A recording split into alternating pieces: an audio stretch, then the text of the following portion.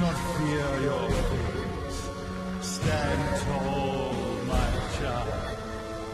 Realize your true potential.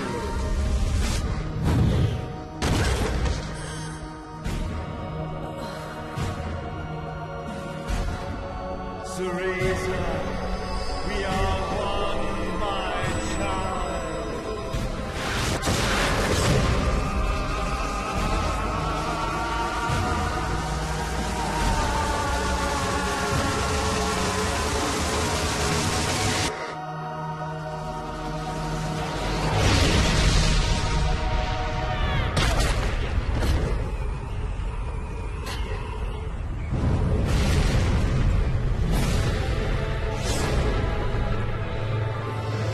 Oh, one of the best music in the game.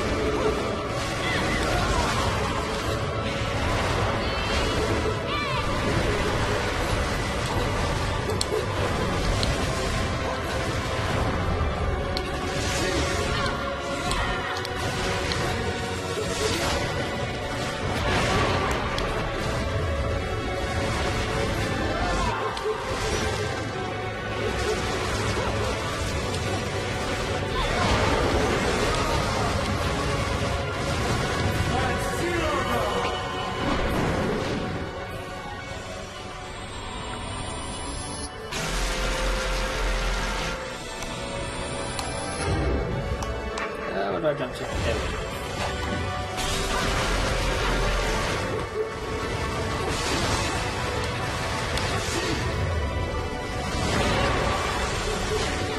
How did I get hurt there?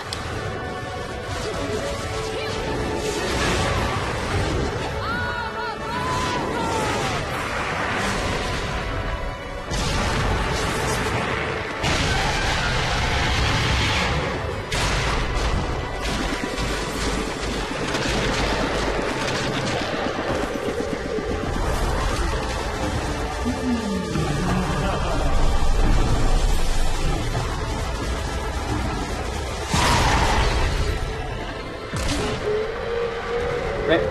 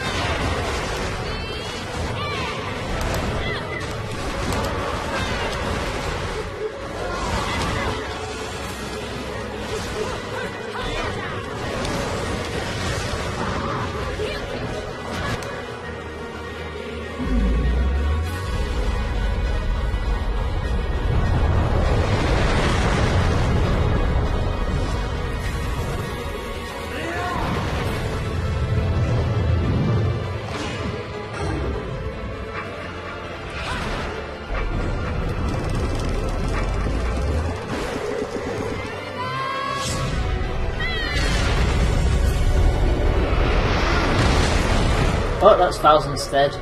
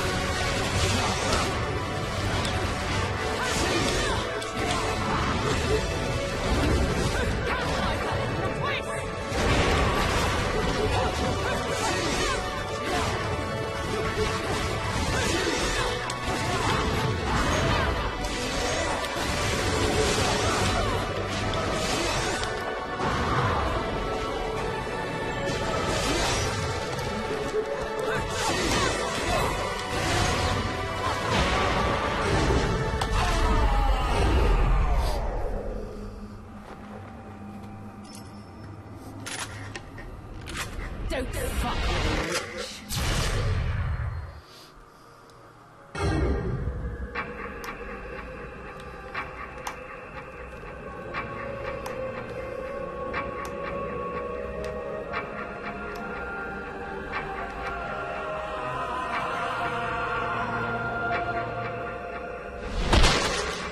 Hey, Jubileus, the Creator, praise you!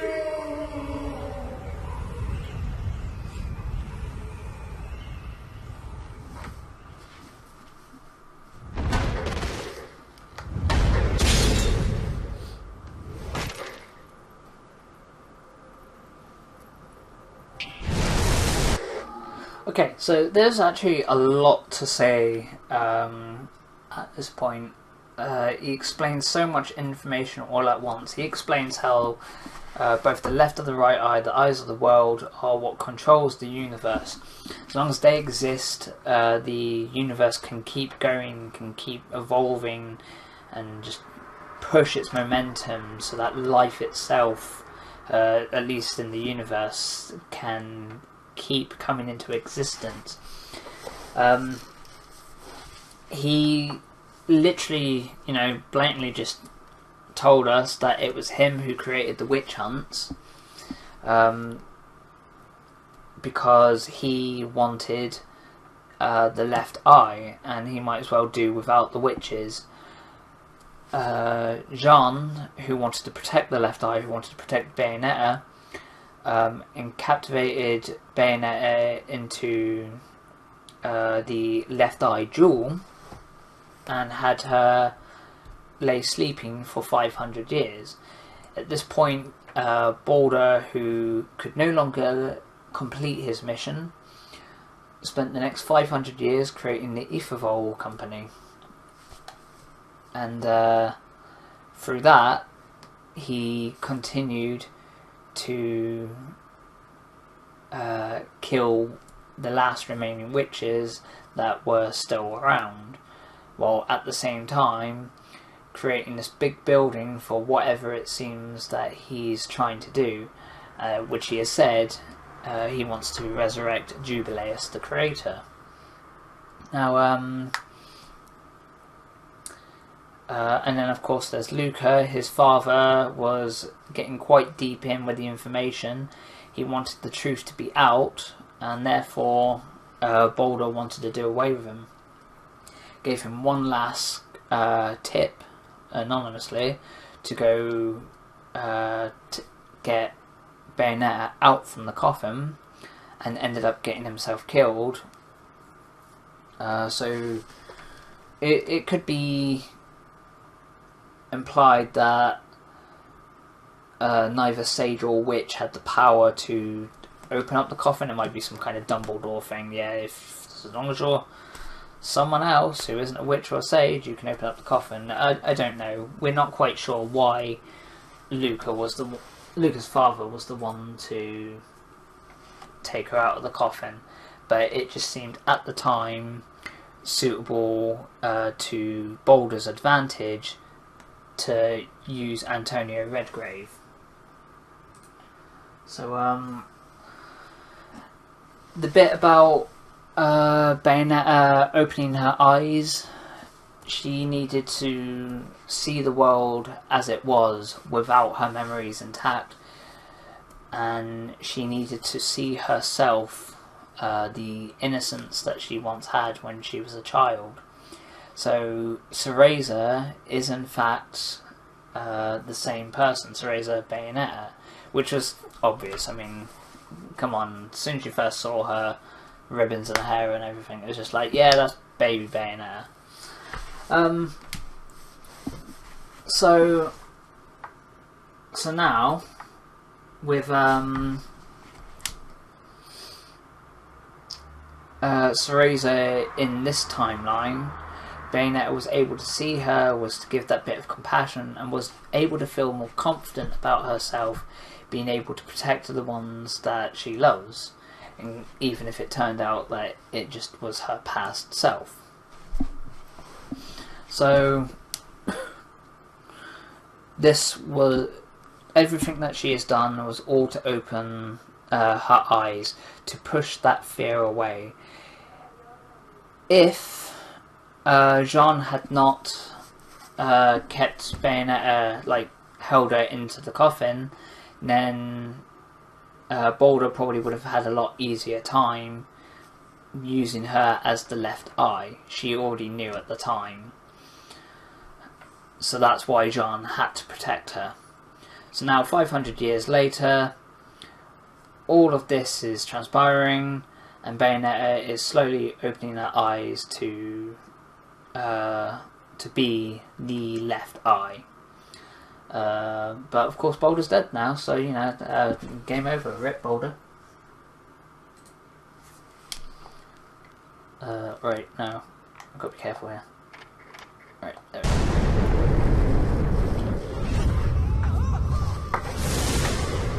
And Luke is still alive.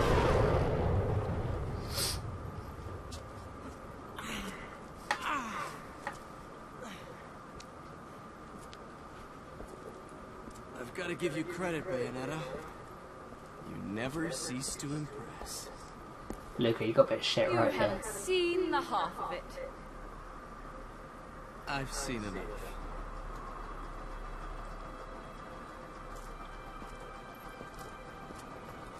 Well, that about wraps it up, huh?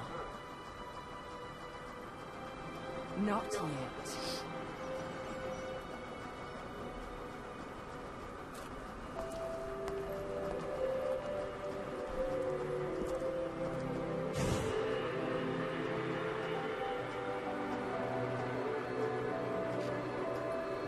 So this is a portal back in time, used by Lumen Magic, or Lumen Miracles. That's how he was able to bring Cereza to this present day in the first place.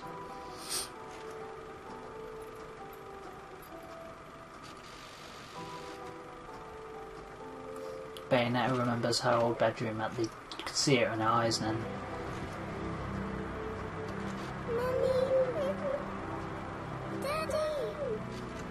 No need to be afraid, little one. The nightmare is over. Everything's just a dream. You're a strong little girl. There is nothing you cannot overcome. Did you find it? What you were looking for? Yes, I found it. So don't you worry anymore. You just keep your treasure safe too. Sweet dreams, little one. Fly me to the moon and let me play among the stars. Let me see what spring is like on Jupiter and Mars. In other words, hold my hand. In other words.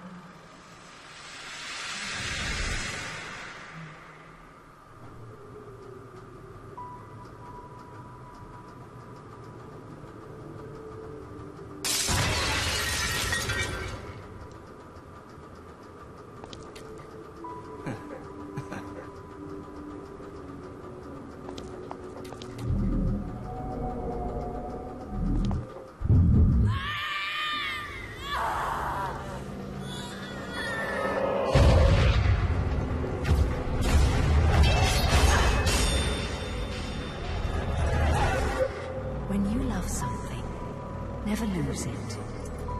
Understand, little one? You must keep it safe, close to you. I'm not afraid anymore, Mummy. No matter what.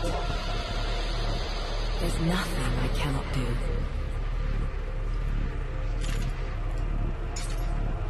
Her Umbran watch protected her from Jean.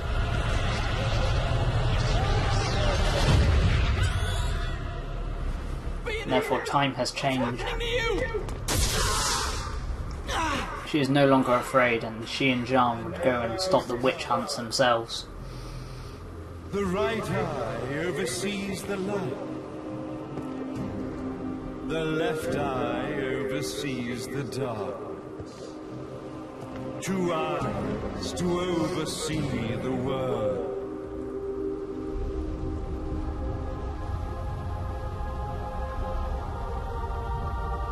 It was never the woman known as Bayonetta that I set my sights upon. It was you as a child, Cereza, that I saw. For she was the one who saw the world through innocent eyes, and she was the one who could give rise to a new history. It was her energy that could awaken the left eye. This has all worked out splendid.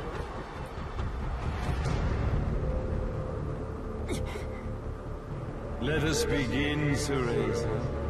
The time... Oh, sorry, I saw that coming a mile. Yeah, I could not stop it. is at hand.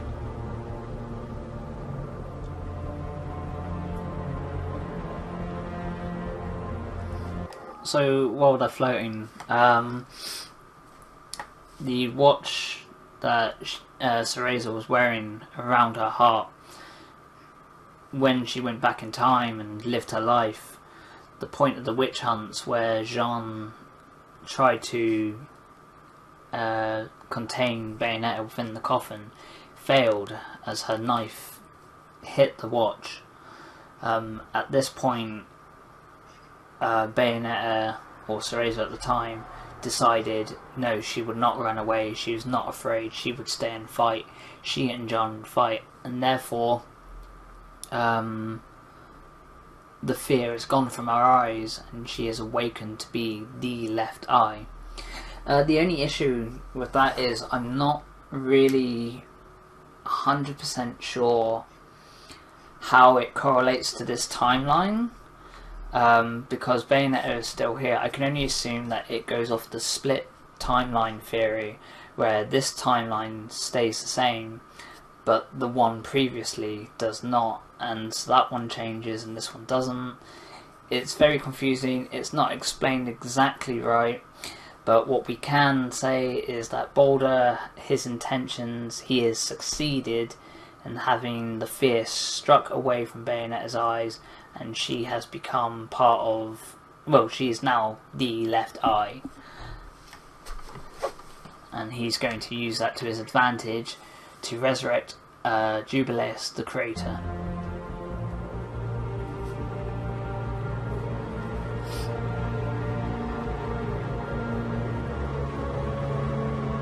Now, the resurrection of Jubileus shall be completed. We are the eyes, overseeing the world. We are the eyes, overseeing a new era, a new reality, to which we will devote ourselves eternally.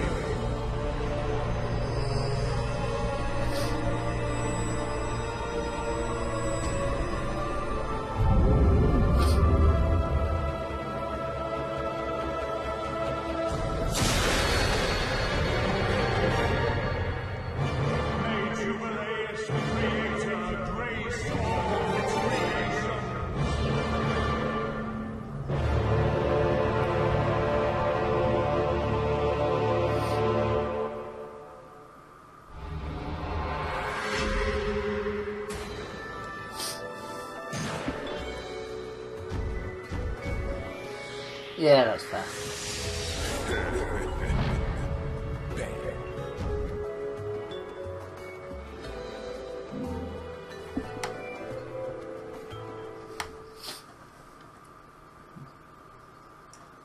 Ladies and gentlemen, it's what you've been waiting for. It's Ready, fire!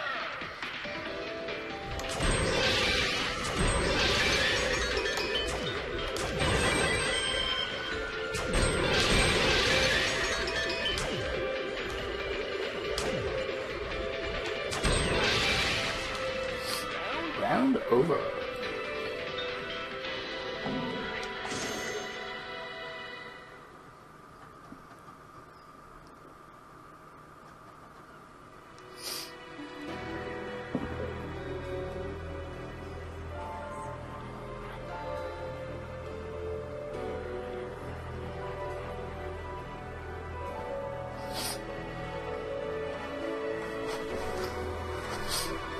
Requiem.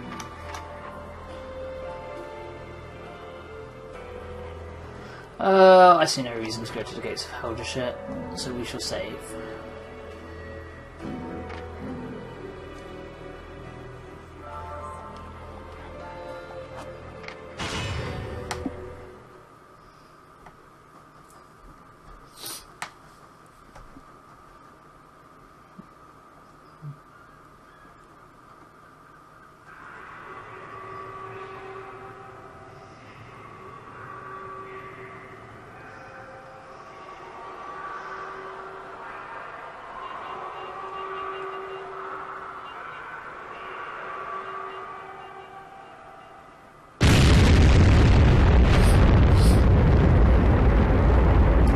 Inside the Ifrafall building was a missile all along.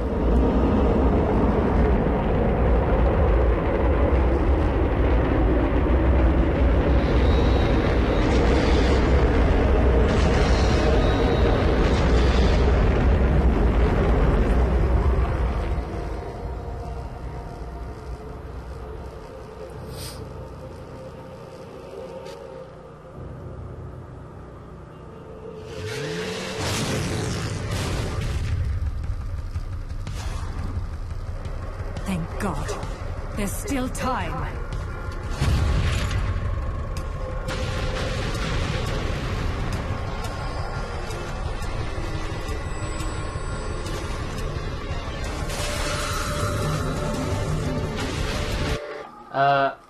That's an interesting note that I didn't actually realise until playing it this time around. Baldus mentioned about that Jean needed some reprogramming, and I never really realised it until this playthrough that I've been paying attention to the lore like a lot more than I have before.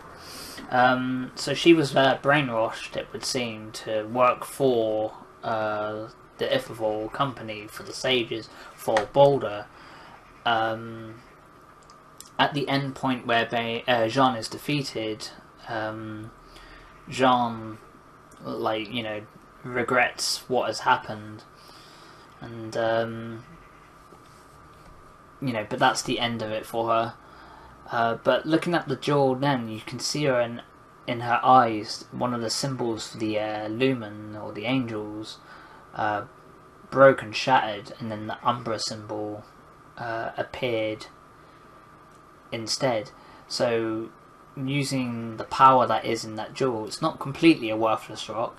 It has taken away her the brainwashing and given her, like, her mind freely again. So she is absolutely okay, and I assume she uses it here to protect herself against the missiles that are coming her way. Yep.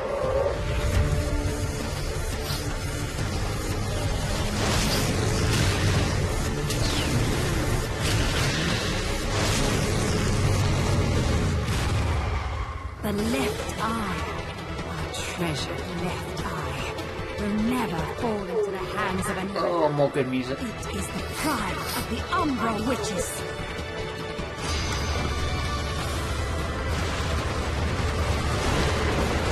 Oh.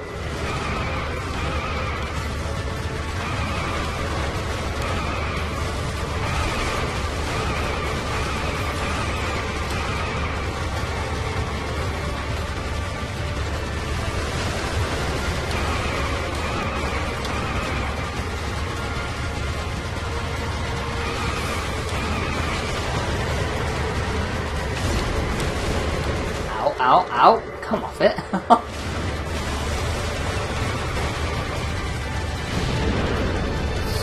That was terrible. Yeah.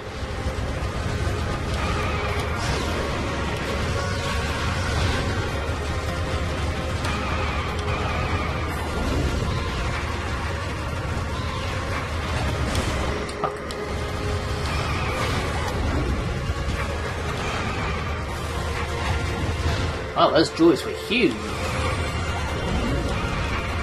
Look at them, look how big they are.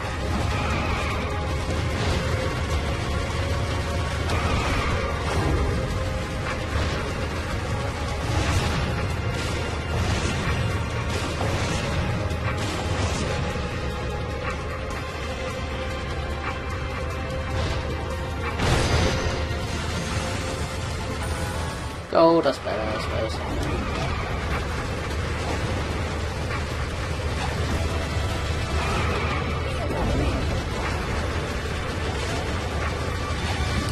Death Star approaching.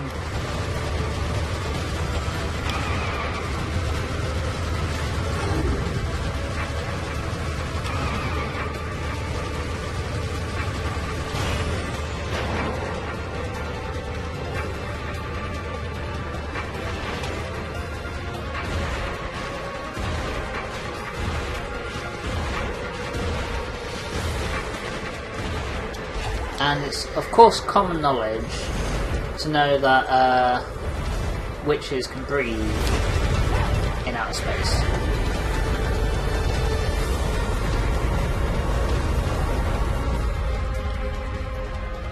Oh, Jean. Jean, you provided me with many blessings. The one and only authentic left eye. Merely seeing it must stir jealousy within you. Your body must yearn to feel a new universe form around you. I have no intentions of gazing upon the left eye. I am here to reclaim my Umbran sister.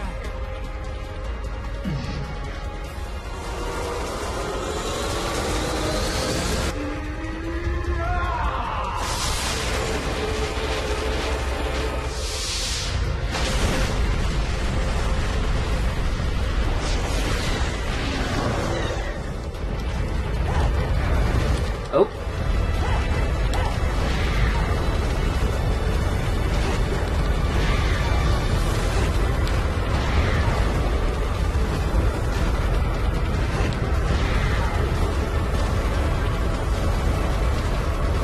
Just out. I have to wait till it's the end of this.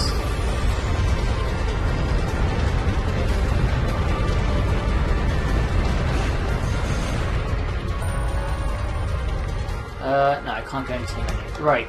This is tricky, this. Right. I believe I need to go as far as... here?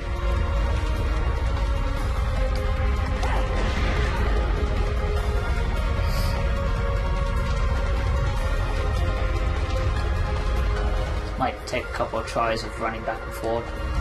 Apologise.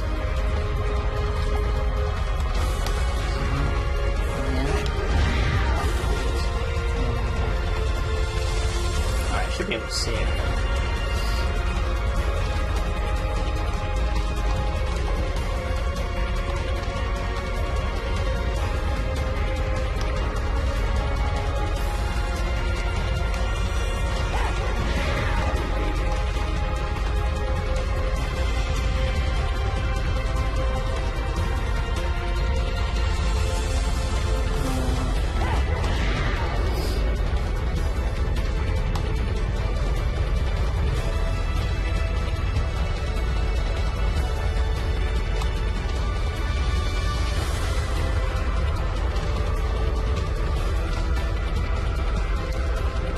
I am doing this for a reason. I haven't gone crazy.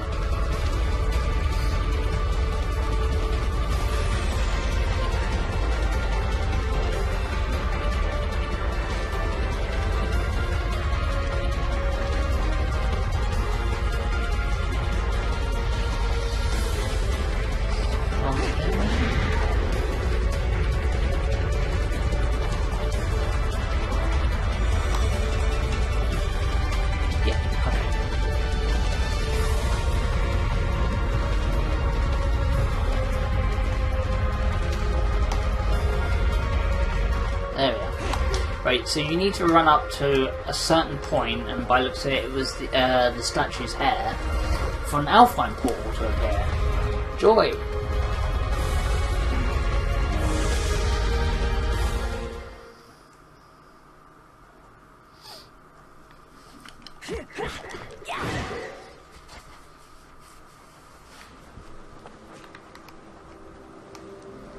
So, okay, I can go into the menu.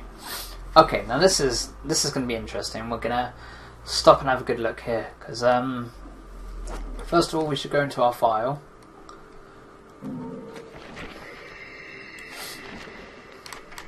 Jean 4.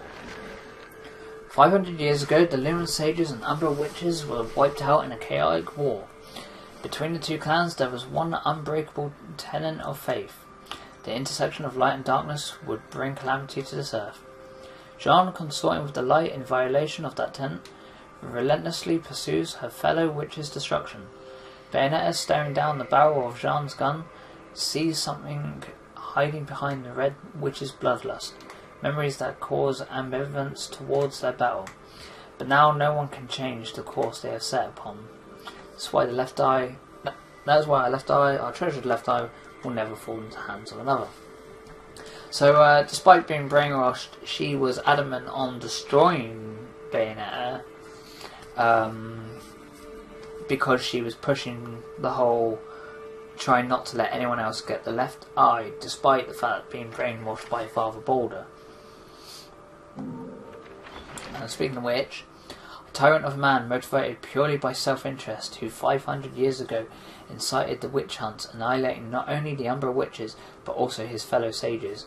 Boulder also used his magical abilities to take control of the captured Jean, so that's that there, confirmed. The information that is read here, we find a little bit more information in the second game about it. I wouldn't say it contradicts what we're writing here, but you definitely can think about it in more ways than one. But more on that when we go through the second game. Named after the Norse god of light, Boulder showed promise in becoming a powerful Lumen Sage. That's interesting, named after the Norse god of light. Showed promise in becoming a powerful Lumen Sage. However, he broke his clan's one unbreakable tenet of faith, consorting with a number of which begetting a child. It was all a ruse to take possession of the eyes of the world, the overseers of history that had previously been equally divided amongst the clans. During the following 500 years, Baldur gathered the devotion of his pious followers. Okay, so a ruse to take over possession. I'm going to go on outright and say it. Some of the information you find on the second game does contradict this. But in the interest of people who want to see, who might be viewing this at a later date, might want to watch this and then me play through Bayonetta 2 to really see how it is. So in case you're don't want to hear the spoilers, I won't explain it now. But this is definitely contradicted in the second game.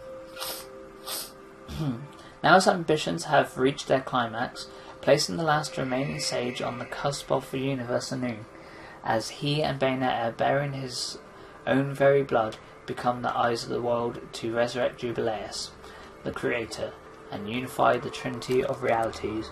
So it's 100%, I mean he says it, this book says it, Father Baldur is not just his priest name, it is, or his Lumen Sage name I should say, it is, he is Bayonetta's father. Their fate nearly decided, who will truly see it through to the very end. We've got 2 missing here. Did we get any more infernal demons? No.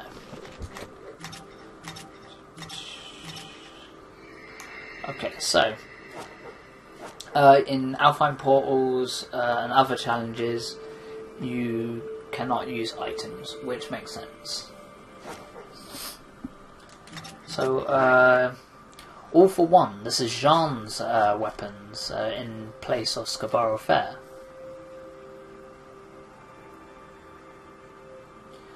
Four powerful handguns, crafted by the famed demon Smith Rodan, and crowned with the names Athos, Porthos, Aramis, and Darkta.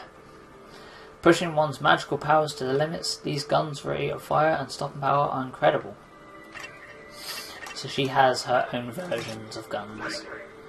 Garnet Roses. Shotguns containing the souls of fairies, known to collect the garnet roses that bloom only in Inferno. Each shell fired from the gun contains the curse of the fairies' trapped souls. So very similar, but instead of onyx roses, it's garnet roses.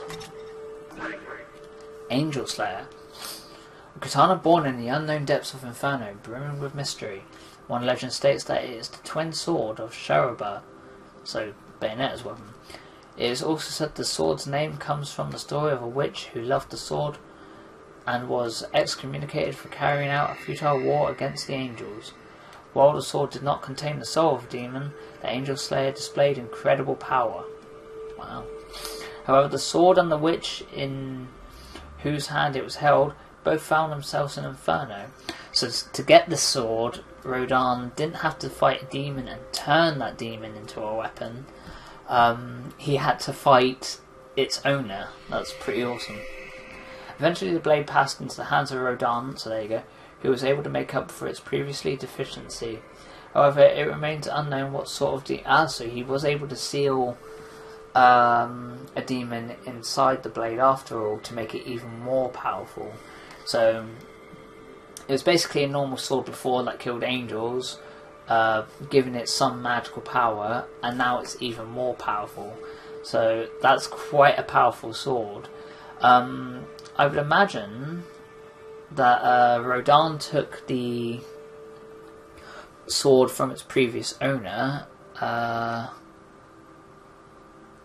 So the sword's name comes from a story of a witch who loved the sword. I was excommunicated. He probably took it from that witch and probably took the witch's soul and put it inside Angel Slayer. That's what I would do if it was me. If I'd just taken it from her. I mean, she's got to be a powerful witch as it is. But then the demons that witches get their powers from are a lot more powerful, so it would make more sense to put that in instead. But who knows? I really like the lore on the Angel Slayer. Ritra. A possessed whip, sealing away the soul of an ancient serpentine demon, Vritra. Summoning the power of a demon from a portal of the weapon's hilt, it can be used in the same manner as a normal whip. Okay, so not too much there, really. Kali. Soul of Kali, said to be a demon with 1,000 arms, so similar to Azura. No, that wasn't Azura's, was it? No, it was Durga's. Which of these was... I don't remember. It's imprisoned with these razor-sharp claws. From the portal of its hilt, the weapon can summon 2 types of arms, fire and lightning, to bear against enemies. Okay, it's not much lore there. Colonel Slade. A grenade launcher containing the soul of Colonel Slade, a man who traded his eyesight to a demon to save his troops, only to be deceived by a hellish denizen and find himself consigned to Inferno. Shot fired from the launcher's tube is filled with Colonel Slade's endless malice. Wow, that's really interesting. So, Lieutenant Colonel Kilgore was a really bad man. Really bad. Whereas Colonel Slade, well, I mean, he could have been a bad man as well. But, you know, he respected his troops enough to trade his eyesight to a demon, only to be confined to hell because of it. So after that he would, I'd have a lot of malice too if I got fucked over by a demon like that.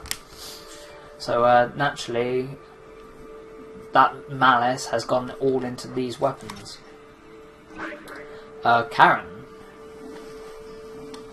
Cursed to dance endlessly, Karen, banished to the icy hell of Cocytus, now finds her soul sealed within Radahn's handiwork. The blades of these skates are able to release incredible cold, giving those skilled in leg techniques frightening power. However, those without the power to fight the curse find themselves losing control of the skates and dancing endlessly till death. So John definitely does have the power to, you know, withstand its curse. Now, bear with me one moment.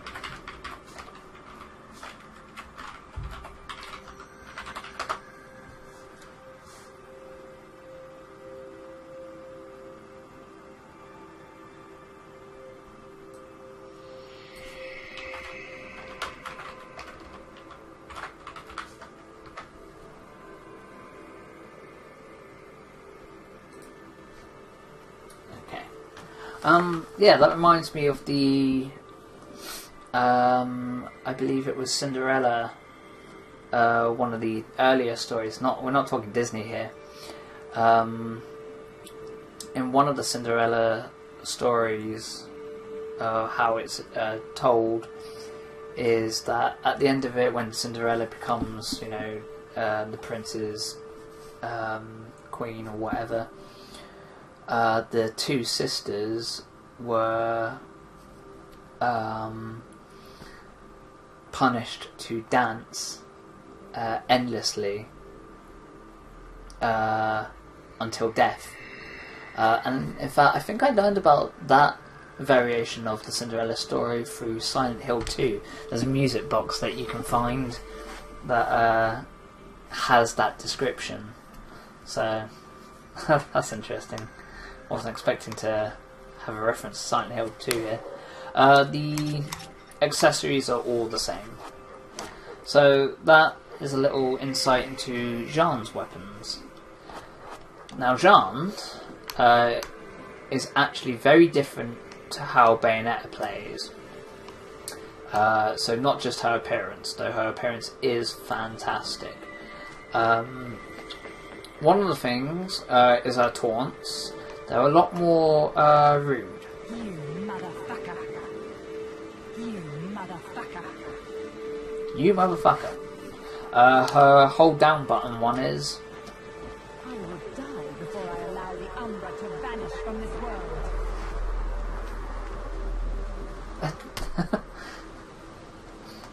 No shit, Jean. You know, let's hear that again. I will die before I allow the Umbra to vanish from this world. Yeah, if you and Bayonetta die, the Umbra vanish, so that's a bit of a non-statement, really, isn't it? but then I suppose it's a taunt and saying, yeah, you're not going to kill me, so good luck. Let's see. I don't think the shotguns have their own taunt. Let's go through her taunt, seeing as how we're not going to be playing as her just yet. Okay.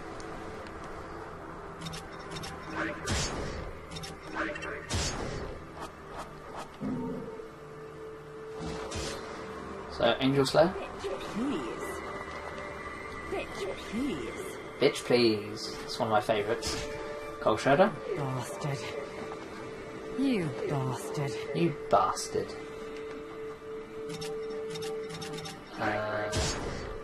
Kali and Slade. We'll go through Bayonetta's ones at some point as well. You bastard. So she says you bastard again, but she puts her leg up for that one. Bitch, please. Bitch please again, but she spreads her legs. Please.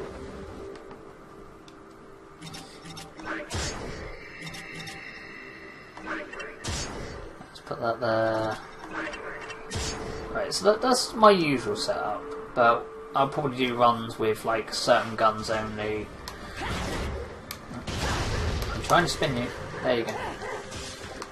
Right, if I remember, this one's very difficult. Oh yeah, I was explaining how Jeanne is played. Okay, so she does more damage, more Wicked Weave damage. So, more damage. Her dodge, Bayonetta could only dodge 4 times, and on the 5th one she would do that flip and land, whereas Jeanne can do it as much as she wants. Now, Jeanne has been said to always push herself to the limits when it comes to combat. So she always makes things harder for herself to really test herself. And in that sense, to go into Witch Time, a simple dodge will not do it. Instead, it needs to be the Moth Within. So the very slight Witch Time dodge that you've got like a split sec, like you have to take damage, and that's when you've dodged to be able to do it. So you've seen it enough times with Bat Within if you've been watching this through. So if this is what I think it is, I think it's a use Witch Time only. So I don't know if I'm going to be able to do this one. Oh, use Wicked Weaves. No, that's a lot easier. Alright, no, we're good.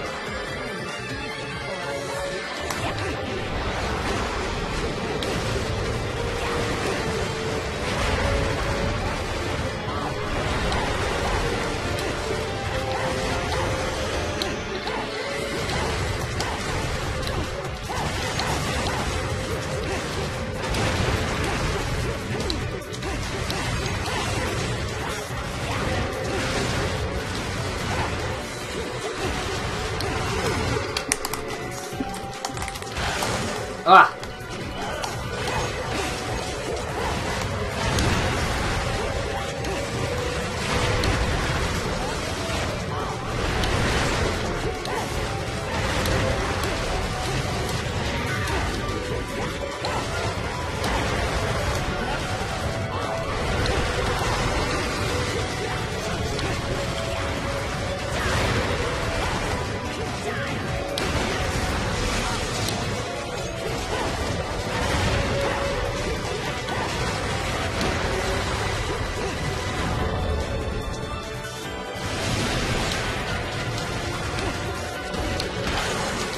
I realised that would have done no damage anyway.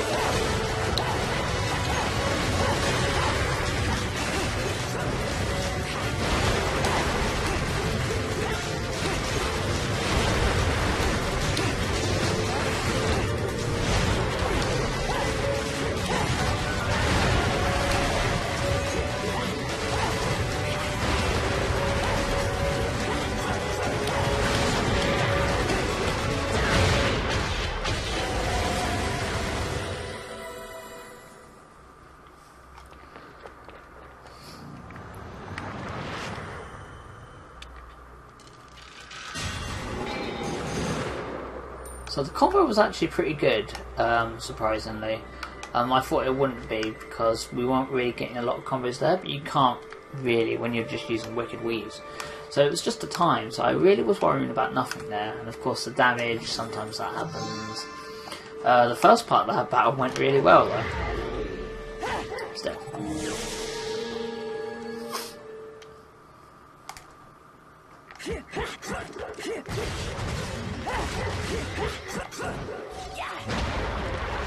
Motherfucker.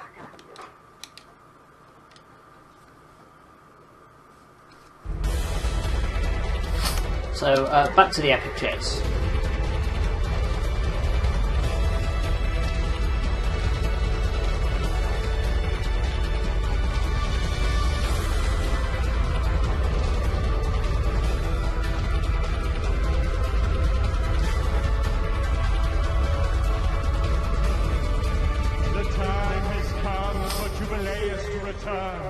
At last, the Trinity of Realities will know their real ruler, and time will begin anew. Teresa, wake up!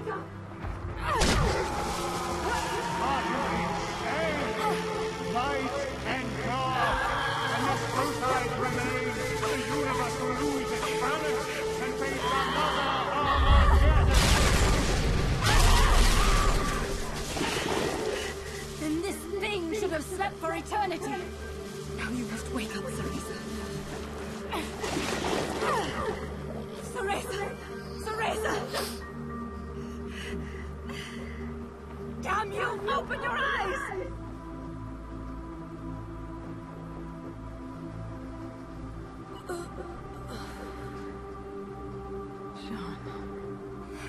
Teresa, you aren't the person I sealed away 500 years ago. You have the strength to overcome this and fight. Finish this.